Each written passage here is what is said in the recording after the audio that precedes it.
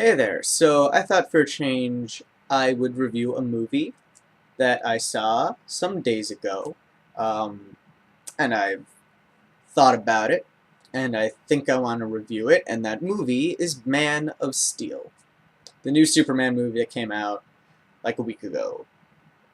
So I saw it with some friends, and I liked it. I did like the movie. However, I also had a lot of problems with the movie, most of them stemming from the fact that it was a Superman movie. Now, I don't want you misunderstanding that, because I did phrase it a bit not well. It's not that I don't like Superman. The opposite, I love Superman. I am a huge fan of the character. Um, I'm a huge fan of what he stands for. I just love Superman as an icon, as a concept, you know. And Man of Steel was a great action movie. It was a great superhero movie. I mean, if you just want to see incredibly powerful people beating each other up, and a pretty good story, and just beautiful, really big action sequences, then go see Man of Steel.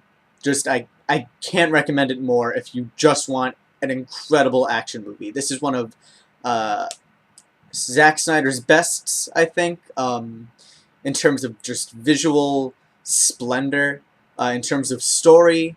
The script by Goyer, is it Goyer? It's not Gore Vidal, but whatever. I think it's David Goyer. The script could use some work, but is mostly okay. And if you just want to, sit back, see a good superhero movie, go see Man of Steel. However, Man of Steel, it misses a lot of what makes Superman Superman, and I think the main root of this problem is that the whole kind of ethos of the movie is let's make Superman new. Let's do a new, modern, updated Superman, when part of Superman's character is that he's decidedly old-fashioned. Superman is not edgy. Superman is not... he's not new. He's a moral absolutist. He's just the epitome of altruism.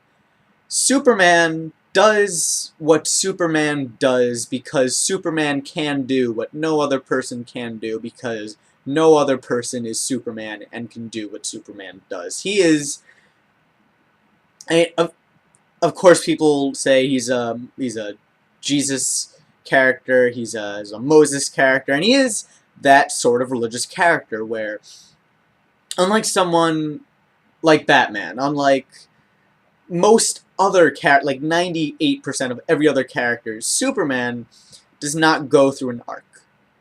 Superman is already perfect. And I don't mean that like as a character, like, oh, he's a perfect character. I mean, like Jesus, Superman doesn't need to really learn anything. Like, he's, by the time you run into, by the time Superman is Superman, he's done growing. He has to face challenges, there's temptations, Christ had his temptations, Superman has his challenges, but he's never wrong. Superman never makes a choice and people are like, I don't think he made the right choice. That's not what Superman is about. Superman always has the ability to make the uncompromisingly right decision about things. He doubts himself, of course, because otherwise there's like no way to sympathize with him. But he always comes through. He always makes the right decision. And part of Superman's character... Oh, huge spoiler alert, by the way. I should have said that at the beginning. Big spoilers. Superman does not kill.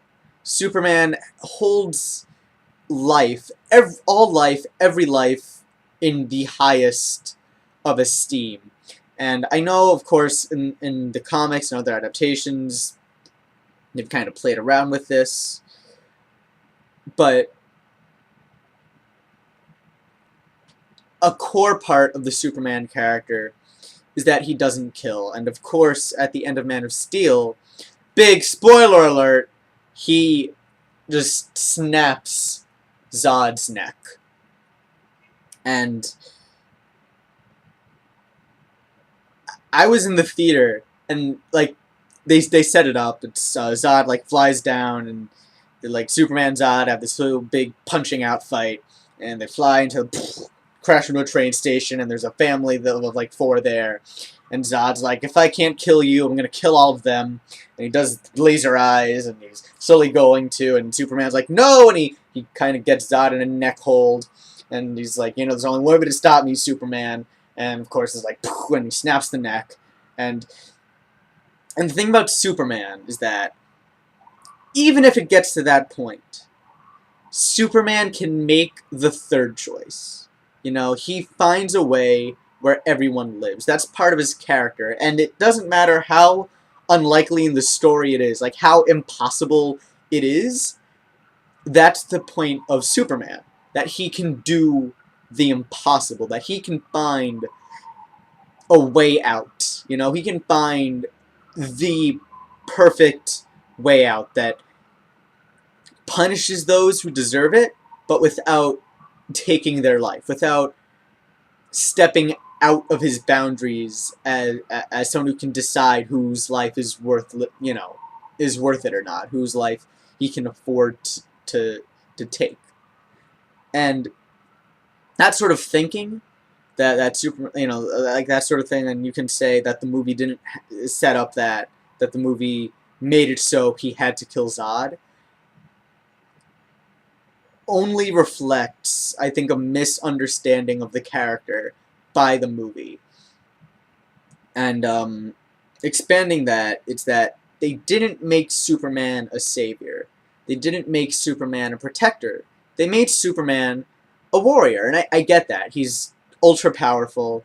They wanted a lot of exciting fight scenes, which you got. I mean, if you're, like I said, if you're in it for action, if you're in it for fights, this is a great movie. But the main conceit of Superman's character is that he's not a fighter. He fights, yes, but he fights to protect humanity. He fights because if he didn't, we wouldn't exist. We would all be dead. He's not a sword, you know, he's a shield.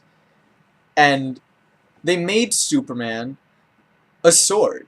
We didn't get, in Man of Steel, you don't get the impression that Superman is there to save or protect humanity. I mean, he does, but you know, you don't get that impression that he's there for us. You get the impression that he's there because he's there, and he'll do what he does because he's Superman. But it's all very mechanical in a way. You know, it's like by the end of the movie, Metropolis is destroyed. Thousands of people are implied to be killed, and you don't get the impression that Superman gives a fuck. That we're not shown through the movie that Superman wants to save us. We get a few scenes of Superman saving people in the beginning, but it's like if he didn't save him, there was nothing else to do. It's the sort of thing where like they should have had a scene where the villain, where Zod, or one of his henchmen, took advantage of the fact that Superman doesn't like killing people, and that Superman will go out of his way to protect people. But they don't. They just do a lot of city destruction, but we never see Superman fazed by it. It's like there's thousands of thousands of people dying around him. Superman, he doesn't care. He doesn't try to save anyone. He doesn't try and reduce damage. He's just there to beat Zod. He's not there to protect people. He's there to beat Zod. You know, and there's the disconnect. There's the there's where I don't think they understand what Superman is about. Um, and just that sort of thing that goes on through the movie, where it's clear that Superman cares more about defeating Zod than saving humanity from Zod. That's the you just get that feeling, you know, and that makes sense for someone. You know, that makes sense for other superheroes who are there to defeat evil, but Superman, he's not there to beat evil. He's there to protect good. You know. That's his thing, and maybe I am being kind of like I just can't let go of my interpretation of the character, and maybe I'm kind of just saying, oh, you know, there's another way out because that's how Superman. That's how I've always imagined Superman as a reader, or as a viewer of other movies and cartoons. That Superman makes the impossible decision because he's Superman and he can do the impossible. And, you know, no matter what, he finds the right way out. And I guess, you know, when you introduce, like, Christopher Nolan, they want to do, like, a more realistic take. And I guess I just don't like my Superman being realistic if it means sacrificing what makes him Superman and what allows him to be Superman and, you know, what that means. So maybe that's what I'm doing, and I'm just saying, you know, get off my lawn and doing that whole proverbial shtick. But, you know, and I'm excited to see, I guess, where the sequel takes it, where it takes this idea of, you know, the public now thinking of Superman as a menace, which works a lot better for Spider-Man and Batman, by the way. You know, it's like they wanted to turn Superman into Batman or into Spider-Man, into a hero that doesn't always make the right choice. When that's not what Superman is. Superman always makes the right choice, you know.